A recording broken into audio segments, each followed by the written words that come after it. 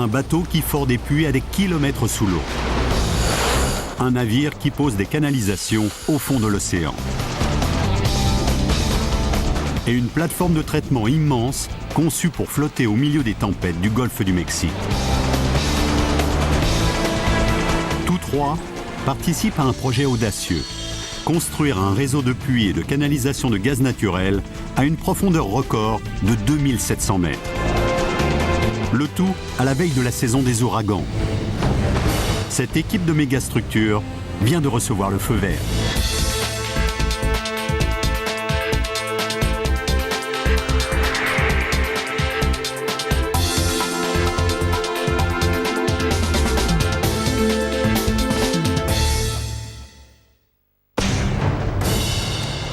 Sous les eaux du golfe du Mexique se cache un des gisements de gaz naturel les plus riches du monde. Et un programme ambitieux a été lancé pour exploiter ces ressources énergétiques. Le projet Indépendance.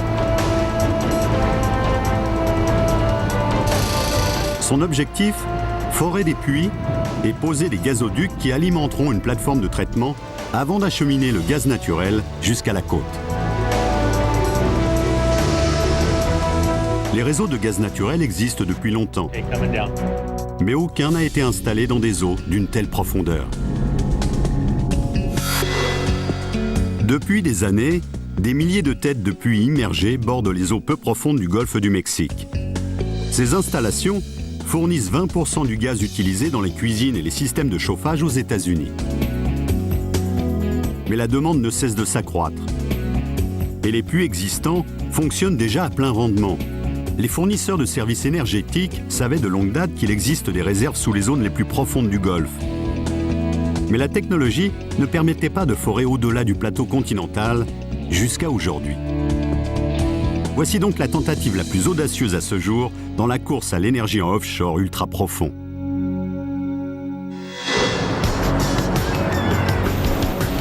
Une équipe de méga-machines qui travaille depuis plusieurs mois pour construire ce réseau gigantesque a 5 grands défis à relever. Forer 15 puits à travers 2700 mètres d'eau et 4800 mètres de fond marin dans un gisement d'environ 4660 km². Poser des canalisations reliant chaque puits à une plateforme de traitement de gaz. Installer des câbles de commande le long de ces canalisations pour que les ingénieurs de la plateforme puissent gérer le débit de chaque puits. Enfoncer des ancres à succion pour arrimer la plateforme au fond de l'océan. Enfin, poser un gazoduc gigantesque pour acheminer le gaz de la plateforme à la côte, située à près de 220 km.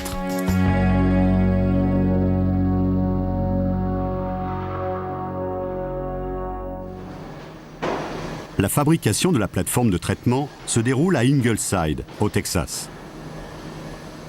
Une fois installée en haute mer, cette plateforme constituera le cœur du réseau où le gaz naturel sera purifié avant d'être expédié vers la côte.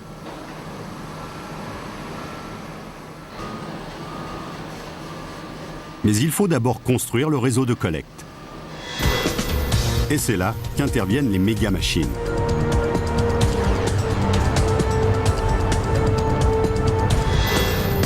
Le Deepwater Millennium assurera le forage des puits. Puis, la Loreley construira le réseau de gazoducs reliant les puits à la plateforme de traitement. Le Toysa Perseus posera les câbles de commande le long des gazoducs. Un seul navire pourra assurer la réalisation de l'étape suivante, construire le gazoduc géant allant jusqu'à la côte. C'est le solitaire. Installer les ancres à succion sera le travail du Boulder. Pendant ce temps, une autre équipe de méga-machines fabriquera l'immense plateforme de traitement. Cette dernière est grosse comme un pâté de maison. Aussi, pour qu'elle flotte à l'aplomb des gisements de gaz, elle doit être arrimée à cette énorme coque à 4 piliers qui s'approche du golfe sur un bateau incroyable, le Mighty Servant III. Installer la plateforme sur la coque sera une des opérations de levage les plus lourdes jamais réalisées, et ce sera le rôle de ces grues HLD. Pour faire fonctionner le réseau, chacune de ces machines va devoir remplir sa tâche à la perfection. Mais Mère Nature peut ruiner les plans les plus soigneusement élaborés. En effet, le golfe du Mexique est tristement célèbre pour ses tempêtes violentes, et l'été est la saison des ouragans. Avec 7 tempêtes hors du commun, 2005 aura connu la pire saison des ouragans jamais enregistrée et la plus dévastatrice de mémoire d'homme. Et cette année pourrait être encore pire.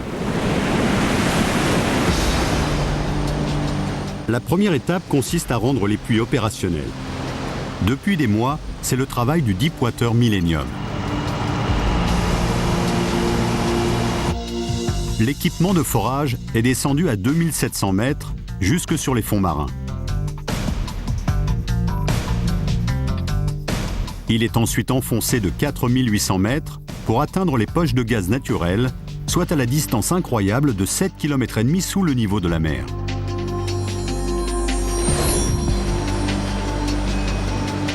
Maintenant, le Deepwater Millennium doit répondre à une question à 2 milliards de dollars.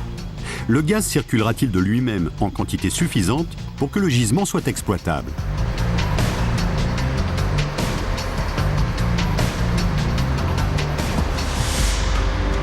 Pour tester le débit du gaz, le navire doit faire descendre délicatement cet ensemble de vannes et de capteurs au fond du puits. Le Deepwater Millennium est parfaitement conçu pour cette tâche. C'est un navire de forage. Avec ses 220 mètres, il est plus long que 2 terrains de football.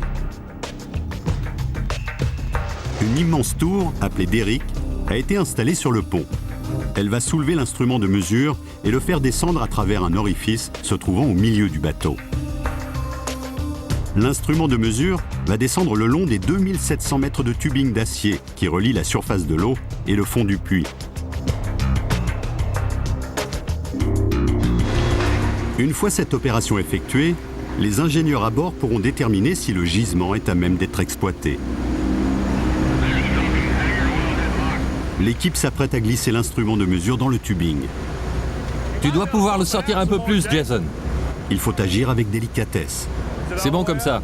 Si l'instrument de mesure percute quoi que ce soit, il risque d'endommager les joints qui maintiennent le gaz à l'intérieur et l'eau à l'extérieur. Attention à tes doigts, tu risques de te les faire coincer. L'équipe insère le matériel en haut du puits et commence à le faire coulisser. Attendez. Stop. Soudain, il cesse de descendre. Un blocage pourrait occasionner un retard coûteux.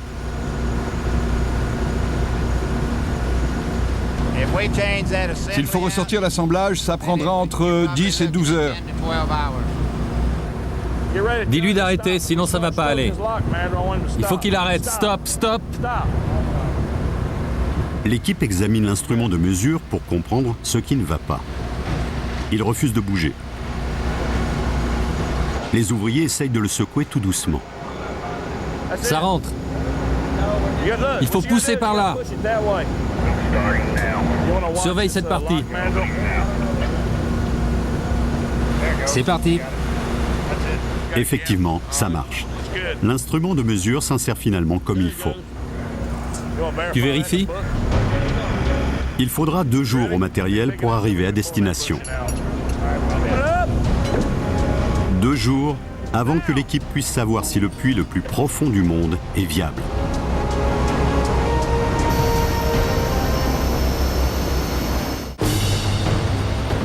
Le Deepwater Millennium reste à l'aplomb du puits pendant toute la procédure. Une fois les premières difficultés surmontées, la bonne nouvelle tombe enfin. L'instrument de mesure est au fond du puits. Il est temps de voir ce que ce dernier peut produire pour le projet Indépendance. Par informatique, les ingénieurs ouvrent les vannes au cœur même du puits et le gaz commence à circuler. L'équipe surveille chaque capteur et chaque vanne. Le test est concluant. Le gaz circule librement depuis le fond du puits. En fin de compte, le but, c'est de faire le boulot correctement du premier coup et en toute sécurité, quitte à ce que ça prenne un peu plus de temps. Le Deepwater Millennium ayant réussi à forer et à ouvrir 15 puits, il est temps de passer à la phase 2 du projet Indépendance. Poser les gazoducs qui vont relier chacun d'eux à la plateforme de traitement. Il s'agit d'un réseau de conduites qui doit être posé avec précision sur le fond du Golfe. Dans ce but, une nouvelle mégastructure fait son apparition. La Loreley est un spécialiste de la construction de gazoducs et d'oléoducs. Avec ses 183 mètres, elle est plus longue que le Washington Monument. Une usine de fabrication de gazoducs accapare près des 2/3 de sa coque. En poupe, un guide de 60 mètres de long, un Stinger, fait descendre la conduite jusque sur le fond de l'océan. Créer ce réseau de collecte revient à construire les égouts d'une ville entière à 2700 mètres sous la surface. Le plus gros défi de la Loreley consiste à poser chaque conduite à l'emplacement qui lui a été assigné. Un écart de quelques centimètres et le réseau va se transformer en un gigantesque enchevêtrement d'acier. Le vent, les courants marins et la profondeur sans précédent viennent compliquer cette opération. On n'a jamais travaillé à une telle profondeur. On soude les tiges ensemble pour les poser à 2700 mètres sous l'eau. C'est comme un puzzle. La Loreley n'a que quelques mois pour achever cette phase du projet avant l'arrivée de la plateforme de traitement. Et l'été, c'est la saison des ouragans. L'équipe doit poser ce gazoduc avant d'être rattrapée par le mauvais temps. Sous le pont se trouve une cale immense abritant près de 91 tonnes de tiges d'acier. Ces dernières ne pouvant pas être soudées sur le fond de l'océan, les opérations de soudage automatique se déroulent sur une ligne de production de haute technologie. Des ascenseurs géants prélèvent des tiges de 12 mètres de long en soute et les glissent sur la ligne de production. Tous ces tronçons ne constitueront qu'un seul et unique gazoduc de plus de 70 km.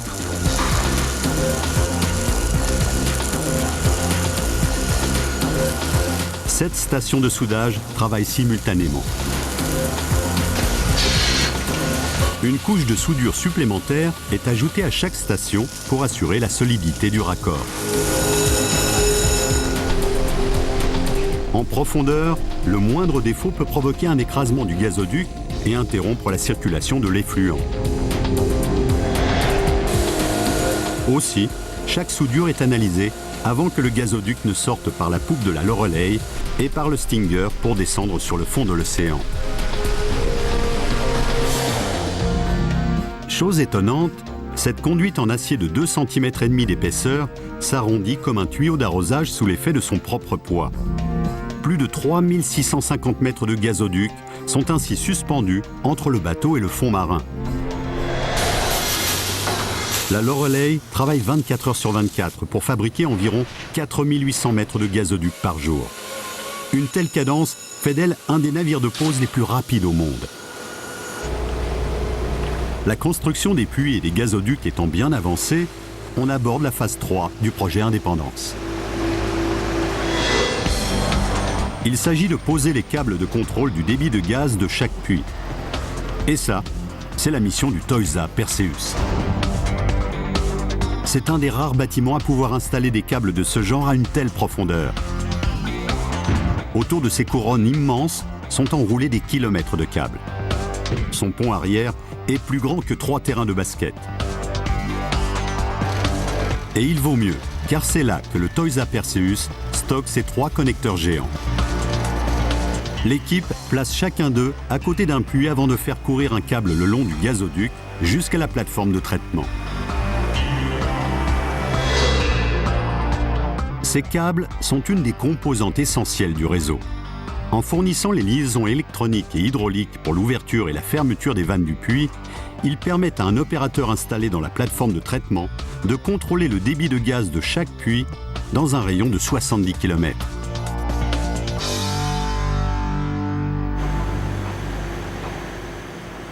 La première étape consiste à extraire avec précaution le câble de la soute. Sous le pont, autour de cette couronne énorme, est enroulé le câble le plus long de tout le projet. Il mesure 21 km et pèse 1200 tonnes, soit le poids de 700 voitures.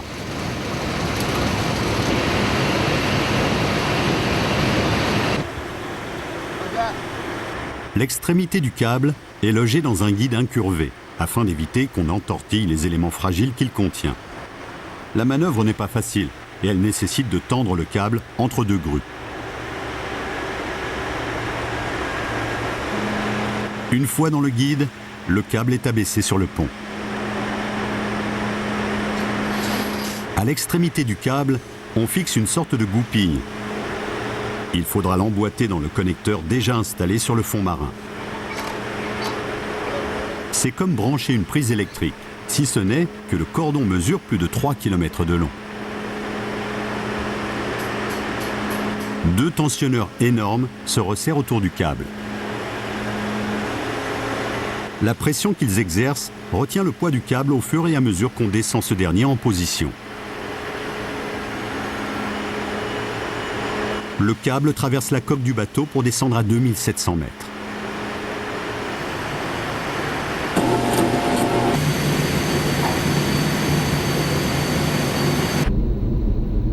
C'est arrivé à cette profondeur que le vrai défi commence. Il faut emboîter la goupille dans un orifice de la taille d'un seau. Une fois le câble immergé, il est impossible de faire machine arrière. Il descend. Il descend. Après 4 heures de voyage, vient enfin l'heure de vérité. L'extrémité du câble est à environ 3,50 m du connecteur. Les robots téléopérés sont les yeux et les mains des ouvriers. Ils sont lancés depuis le bateau au début de chaque intervention sous-marine. Sans eux, les opérateurs ne pourraient pas brancher le câble de commande. Stuart, tu vois le truc en face de toi? L'équipage rapproche le Toisa Perseus et la goupille qui pend loin en dessous de la structure métallique. En cas de choc entre ces deux éléments, le câble de plusieurs millions de dollars sera bon pour la ferraille.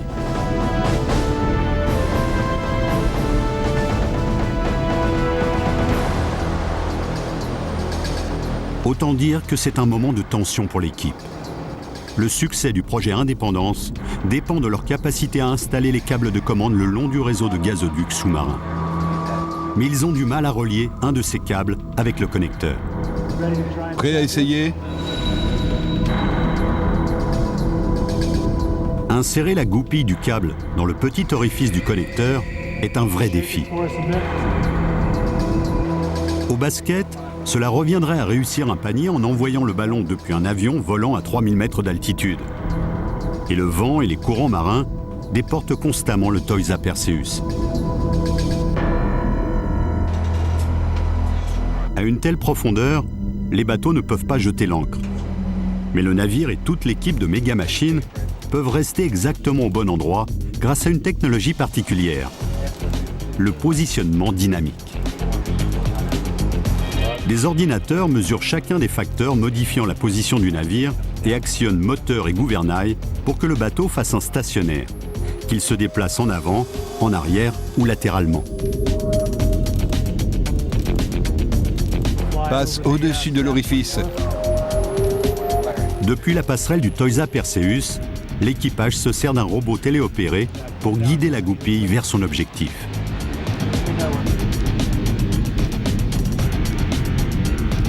Ils y sont presque. À l'aide du robot, on pousse la goupille en position.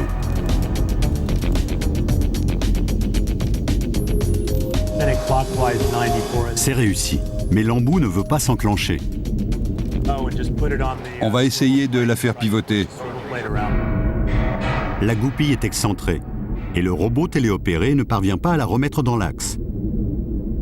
Si le branchement n'est pas parfait, ce câble ne sert à rien. Mais l'équipe trouve une solution astucieuse. On entre un nouveau cap dans l'ordinateur du Toisa Perseus. En tournant, ce dernier fait pivoter le câble et la goupille sur leur axe. Il y a 1 mètre de mou. Et ça marche. On arrête tout.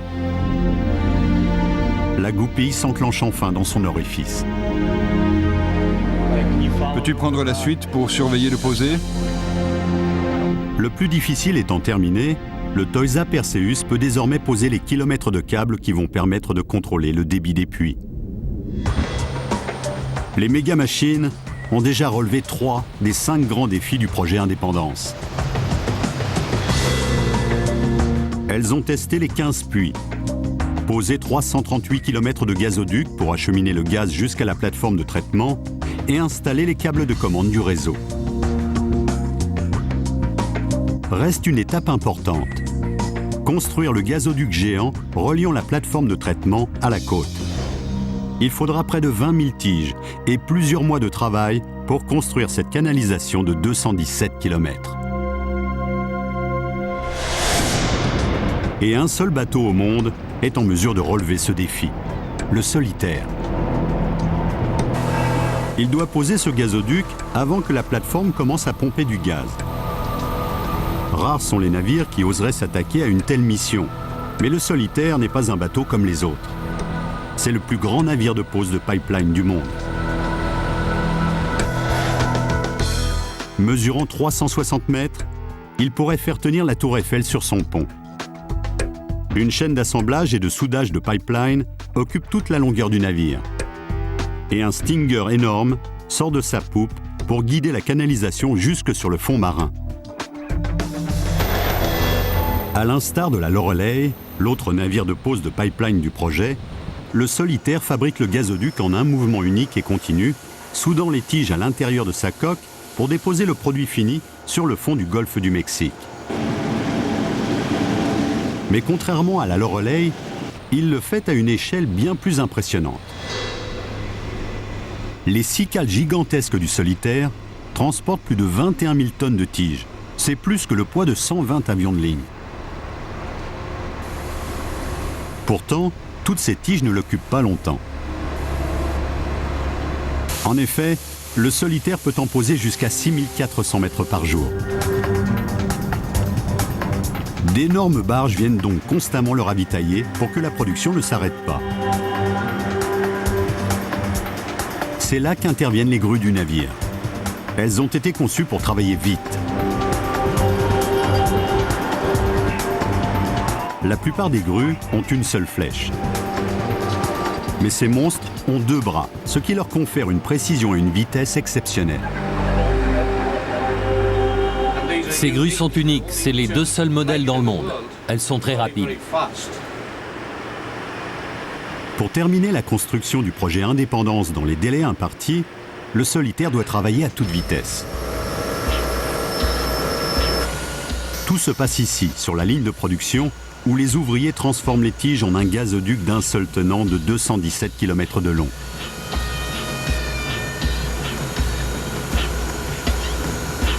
Ici, les tiges de 9 mètres et de 6 tonnes et demie sont soudées bout à bout.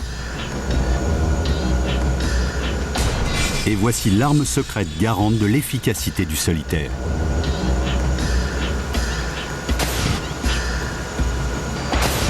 Les autres navires ne peuvent souder que des tiges de 9 mètres une par une. Mais la ligne de production du Solitaire peut travailler avec ces monstres de près de 25 mètres.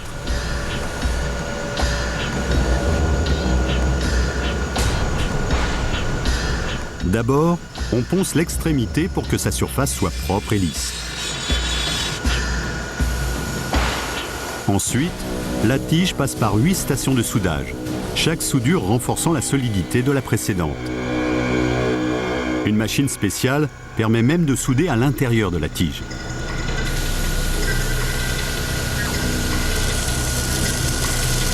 Une fois terminé, ce gazoduc comptera plus de 21 000 soudures.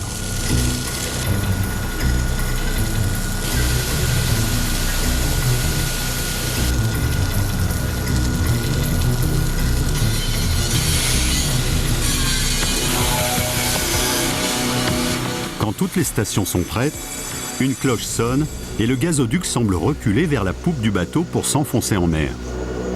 Mais ça n'est pas tout à fait ce qui se passe. Les kilomètres de gazoducs reposant sur le fond marin font office d'ancre géante pour le bateau. Des tensionneurs immenses enserrent le gazoduc pour le retenir ou le faire sortir.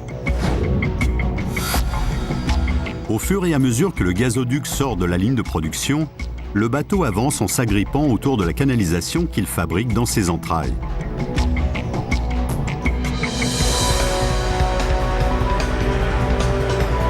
Le Solitaire travaille 24 heures sur 24 pour respecter le délai de fabrication. Il n'a jamais posé un gazoduc aussi profondément, mais son plus gros défi reste encore à venir. C'est l'installation d'une pièce massive en forme de T, un raccordement qui permettra au futur gazoduc de se brancher sur celui du projet Indépendance. Souder le T au milieu du gazoduc ne devrait pas poser de gros problèmes. Toute la difficulté sera de le faire passer ensuite à travers des machines conçues pour des tiges. L'équipe a un plan pour y arriver, mais il est risqué. À près de 220 km de là, sur la côte texane, la fabrication de la plateforme de traitement arrive à un moment crucial. Cette plateforme flottante gigantesque permettra de traiter tout le gaz collecté dans les 15 puits immergés et de l'envoyer à 217 km jusqu'à la côte via le gazoduc principal. Bientôt, cette méga structure va être remorquée jusqu'à l'aplomb du gisement, mais il faut encore mettre la dernière touche à sa fabrication. Indépendance se compose de deux éléments, la partie supérieure, la plateforme de traitement, et la partie inférieure, la coque, qui va permettre à l'ensemble de flotter. Cette plateforme traitera plus de 28 millions de mètres cubes chaque jour, soit suffisamment pour fournir du gaz pour le chauffage et la cuisine de 5 millions de foyers américains. Une fois terminée, elle sera le cœur du plus vaste projet de traitement gazier du golfe du Mexique. Et elle détiendra aussi le record du monde de la plateforme ancrée le plus profondément. Mais il faut tout d'abord réunir les deux parties. Une nouvelle mégastructure se profile à l'entrée du port, le Mighty Servant 3. À l'arrière, il transporte l'immense coque à 4 piliers sur laquelle les installations de traitement seront installées. Ce navire a acheminé la coque depuis Singapour, où elle a été fabriquée. Un voyage de plus de 16 000 km. Il lui faut maintenant décharger sa cargaison, ce qu'il fait de manière très inhabituelle. Dans sa coque, des ballasts immenses vont se remplir petit à petit pour enfoncer le bateau à l'équivalent de 2 étages sous le niveau de l'eau. Ensuite, les remorqueurs dégageront la coque à 4 piliers.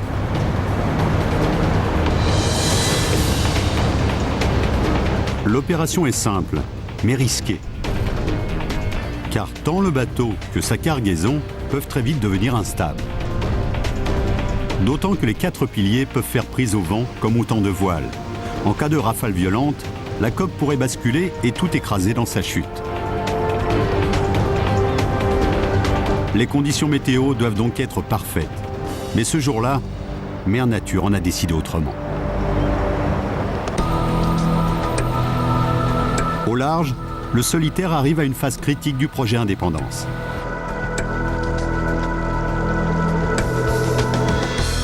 Le bateau a déjà posé des kilomètres de gazoduc, dont celui qui devra acheminer le gaz naturel purifié jusqu'à la côte. Il lui faut maintenant installer un T massif pour que les gazoducs de demain puissent se brancher dessus.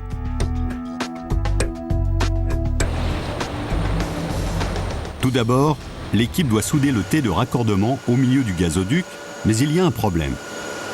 Il faut que la soudure entre la tige et le raccordement soit parfaitement alignée.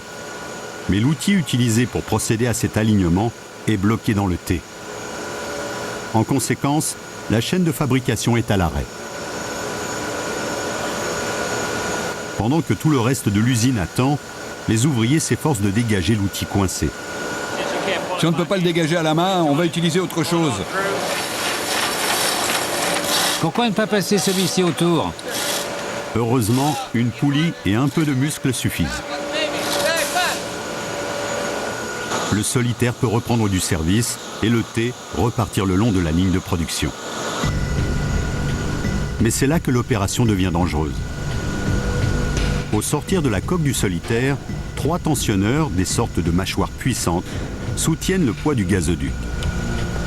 Ils supportent les contraintes inimaginables exercées par les quelques 3200 mètres de conduite qui se trouvent entre le bateau et le fond marin. Mais pour laisser passer le T, chacun des tensionneurs doit être desserré successivement. À ce moment-là, tout le poids du gazoduc, soit 655 tonnes, ne sera plus soutenu que par 2 mâchoires.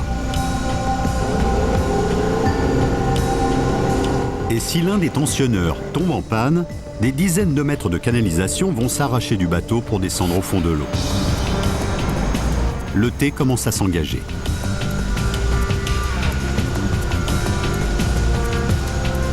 Le premier des 3 tensionneurs s'ouvre. Tous les yeux sont braqués sur le T de raccordement.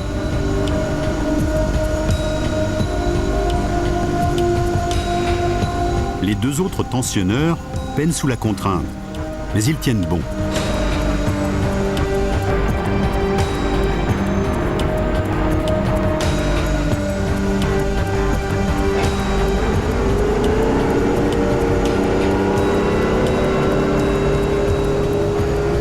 Successivement, les autres tensionneurs vont s'ouvrir pour laisser les 2 autres supporter tout le poids du gazoduc.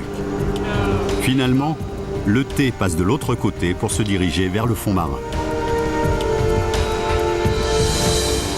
Pour le solitaire, c'est un franc succès qui devrait lui permettre de finir les travaux dans les temps.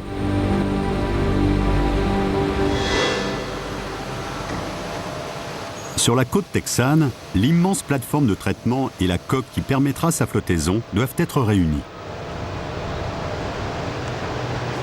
Mais tout d'abord, l'équipe doit dégager la structure à 4 piliers du pont du Mighty Servant Street. Ce navire à pont découvert doit couler pour laisser sa cargaison flotter. Depuis quelques heures, une forte brise avait rendu cette opération trop dangereuse. Mais le vent a fini par tomber.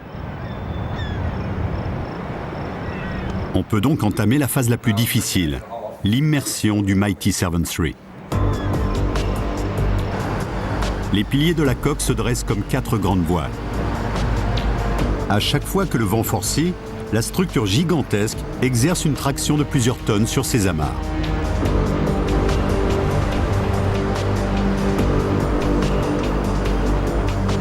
Sur la passerelle du navire, le commandant surveille avec attention le remplissage des ballastes.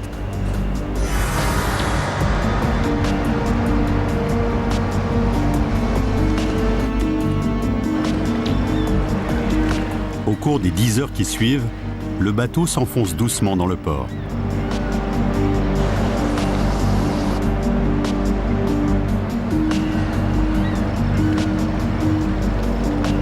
Finalement, après avoir traversé tout le globe au départ de Singapour, la coque flotte. S'ensuit alors une opération de levage ahurissante. La plateforme de traitement est aussi grosse qu'un pâté de maison et pèse près de 9000 tonnes. Mais il va falloir la soulever à plus de 60 mètres et la baisser ensuite avec précision sur les piliers de la coque. Cela revient à soulever un bateau de guerre de 150 mètres de long. Une seule machine peut y parvenir, et c'est celle-ci, une grue HLD. C'est une des plus grosses du monde. Première étape, glisser la partie supérieure sur ces rails, puis sur cette barge. Il faudra 2 énormes treuils et un peu de lubrifiant. Les gars en salopette blanche appliquent de la graisse sur les rails en téflon. On la surnomme cire à potiron, car elle a la couleur du potiron, mais elle est collante. Ma femme me dit qu'elle se colle à moi dès que je passe à côté. Les treuils entrent en action et la plateforme haute de 7 étages se met à bouger.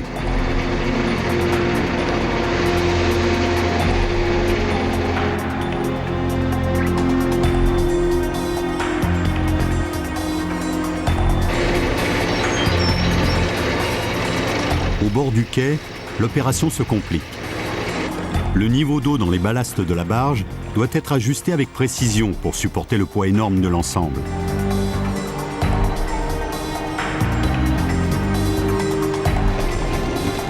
Au bout de 8 heures, la plateforme est enfin sur la barge.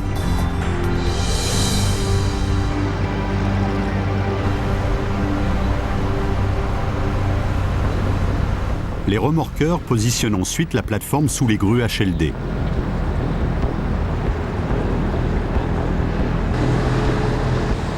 Les ouvriers attachent d'immenses cadres pour la soulever. Mais le vent se remet à souffler. Dans ces conditions, aligner à la perfection la coque sous la plateforme s'annonce presque impossible. On doit s'assurer que la coque est exactement en position au moment où on baisse la plateforme, car on a une marge de manœuvre de seulement 7,5 cm.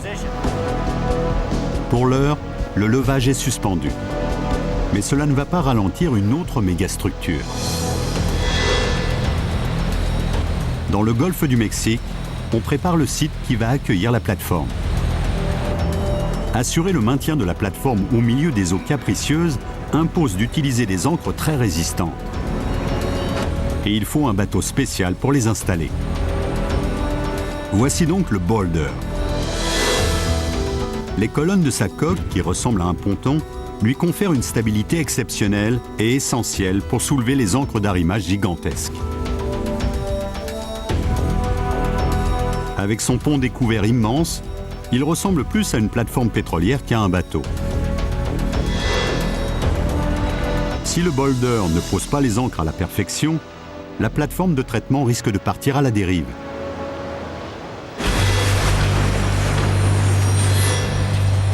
C'est ce qui est arrivé à celle-ci. Thunder Horse était la plus grosse plateforme du golfe du Mexique jusqu'à ce que le cyclone Dennis l'arrache à son ancrage. Pour s'assurer que rien de semblable n'arrivera à l'indépendance, on installe 12 ancres permanentes appelées ancres à succion. Un câble de 4 km reliera chacune de ces ancres à la plateforme flottante. La mission du Boulder, positionner chaque ancre à succion à un emplacement précis à 2700 mètres de profondeur. En cas de réussite, ces ancres deviendront les plus profondes jamais installées. Pour ce faire, le Boulder va utiliser certaines des grues flottantes ayant la plus grosse capacité de levage au monde. À elles toutes, elles peuvent soulever 7000 tonnes. Mais ce n'est pas seulement une question de force, c'est aussi une affaire de précision. Ces 7 moteurs permettent au Boulder de rester exactement à l'aplomb de sa cible. Et rester à la même position est le facteur clé pour installer des ancres à succion de ce gabarit. Chacune d'elles pèse plus de 200 tonnes, autant que 5 camions semi-remorques, et mesure près de 27 mètres de long pour 5,50 m de diamètre. Leur pose nécessite une coordination parfaite des grues, des moteurs, du treuil, des robots téléopérés et de l'équipage. Des barges acheminent les ancres à succion jusqu'au navire. Les grues les déposent tout doucement sur le pont.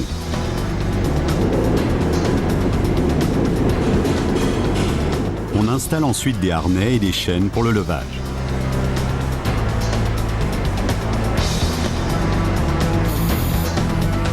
C'est une manœuvre de grande ampleur particulièrement dangereuse qui nécessite d'utiliser la plus grosse manille à bord. Un homme en inspecte chaque millimètre, car le moindre défaut est susceptible de provoquer un désastre. Il cherche des fissures microscopiques à la surface de la manille qui risqueraient de s'élargir lors du levage. Dans ce cas-là, la manille pourrait casser et provoquer un véritable désastre.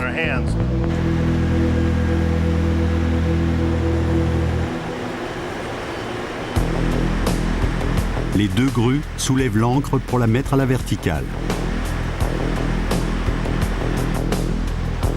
Tout se déroule sans anicroche.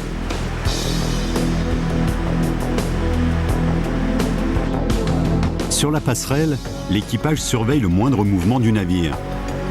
Si le boulder n'est pas stable ou s'il commence à tanguer, l'ancre risque de se transformer en boulet de démolition et de défoncer le pont ou la coque du bateau.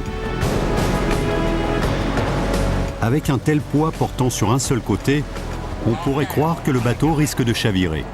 Mais depuis la passerelle, l'équipage contrôle des ballasts qui permettent de contrebalancer le déséquilibre. L'ancre s'enfonce dans l'océan.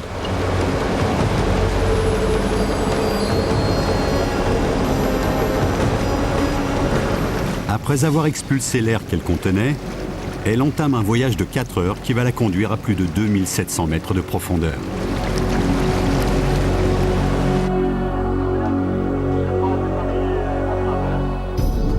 Cette ancre immense doit être positionnée juste à côté d'une bouée fixée sur le fond et avec un angle exact. En raison des courants marins, les moteurs du boulder ont du mal à stabiliser le navire. Si l'ancre à succion n'est pas installée correctement, la tension incroyable pourrait faire céder l'amarre de 4 km. L'ancre n'est plus qu'à quelques centimètres du fond. Ce qui s'annonce est tout bonnement incroyable. Cela revient à poser un clou attaché à une ficelle sur un point précis d'un trottoir depuis le sommet d'un gratte-ciel. Les robots téléopérés sont les yeux des techniciens. Ils leur permettent d'approcher la pièce, centimètre par centimètre, jusqu'à l'endroit voulu.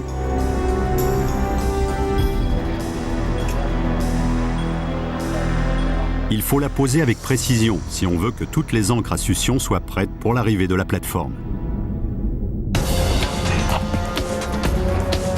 C'est une des 12 ancres qui assureront l'amarrage de la plateforme à l'aplomb du gisement.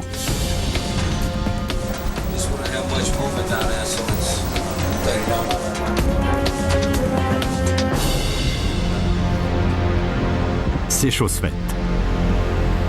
L'ancre à succion de 200 tonnes s'enfonce dans le fond marin. Qui a un visuel sur la profondeur? Sous l'effet de son poids, la pièce s'enfonce de près de 14 mètres.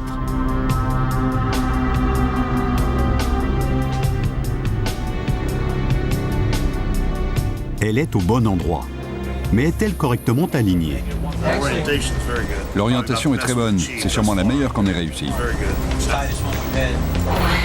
Alors les gars, qu'est-ce que ça donne? Le robot téléopéré s'approche pour la deuxième étape. Il ferme la vanne à l'extrémité de l'ancre. Puis, il branche une pompe très puissante. Au fur et à mesure que cette dernière refoule l'eau contenue dans l'ancre, celle-ci s'enfonce encore plus. Mission accomplie. Mais l'équipage du boulder n'a pas le temps de fêter l'événement. Il faut travailler 24 heures sur 24 pour planter les 3 dernières ancres à succion avant l'arrivée de la plateforme. La construction du projet Indépendance touche à sa fin. Les 15 puits, les 355 km de gazoduc, les 190 km de câbles de commande et les 12 ancres à succion sont presque prêts à accueillir la plateforme de traitement.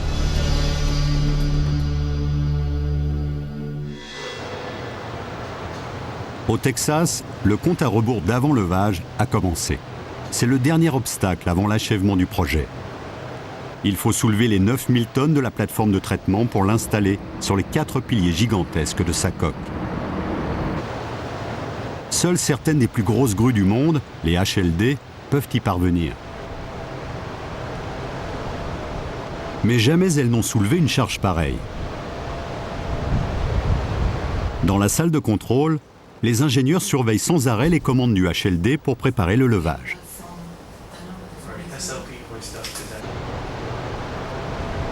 Ces flèches mesurent plus de 150 mètres. Environ 37 km de câbles pesant 900 tonnes circulent dans leur treuil.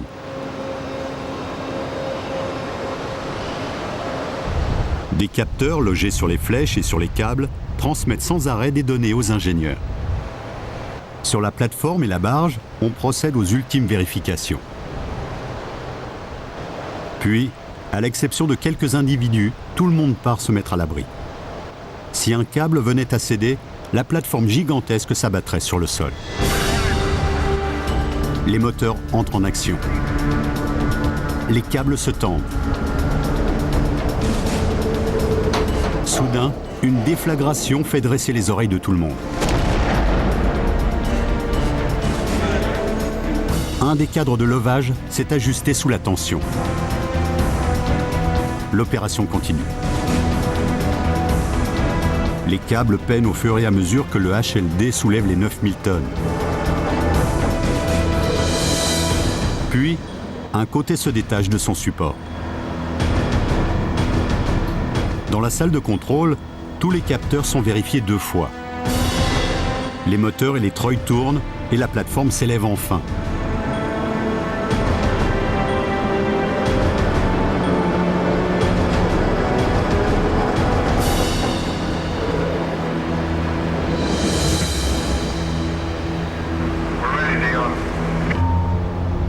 Mais le plus dur reste à faire. Il faut encore poser la plateforme sur ses 4 piliers. Mais il faut d'abord la soulever encore plus pour laisser passer la coque. 4 remorqueurs collaborent pour positionner la coque. Au sommet de chaque pilier, un mât va servir de repère pour effectuer un positionnement exact.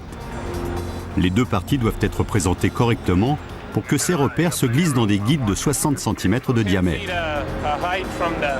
C'est au contremaître de faire entrer cette aiguille dans son logement pour que la plateforme épouse la coque.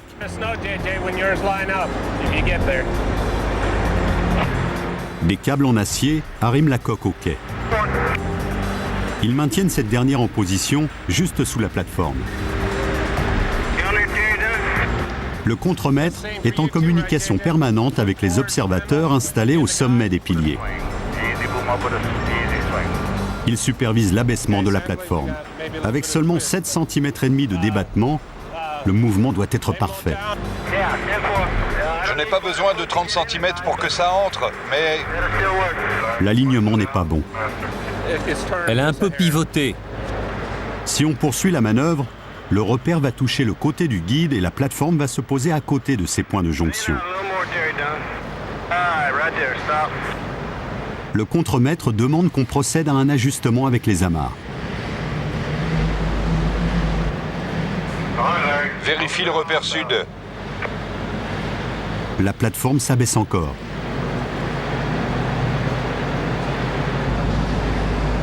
Et la jonction s'opère sur un point. Côté nord, Mais il y a un problème. ça donne quoi? Les 3 autres côtés ne sont pas alignés. Il t'en faut combien de plus? Revenez un peu en arrière. On fait comme ça. Ok, c'est bon. On va pivoter pour rectifier la position.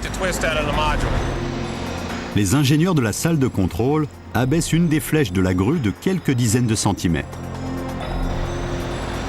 La plateforme s'abaisse encore plus. Et les 4 coins s'alignent parfaitement sur les piliers de la coque. Pile poil dessus cette fois. C'est réussi. La plateforme Indépendance est terminée. C'est un moment historique pour le projet de construction en offshore ultra profond le plus ambitieux jamais entrepris. Bientôt, on remorquera la plateforme jusque dans le golfe du Mexique pour la relier au réseau de puits, de gazoducs et de câbles de commande. C'est la pièce maîtresse du réseau d'exploitation de gaz naturel le plus profond du monde.